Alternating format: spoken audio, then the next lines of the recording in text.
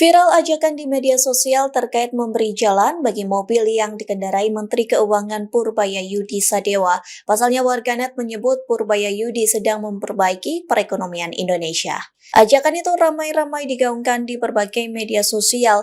Dinarasikan Sirina Totot Wukuk yang mengawal mobil berplat RI19 harus diberikan akses jalan. Pasalnya diduga mobil itu digunakan oleh Menteri Keuangan Purbayayudi. Perlakuan spesial itu dikarenakan Purbayayudi yang dinilai sedang memperbaiki perekonomian negara.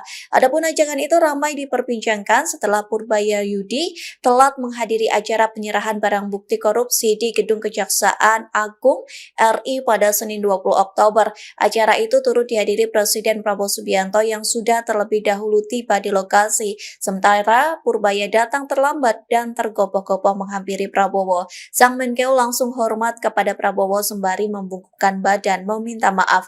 Kemudian terlihat Purbaya seperti mau push up namun dibatalkan setelah dilarang oleh Prabowo Subianto. Download Tribun X sekarang, menghadirkan lokal menjadi Indonesia.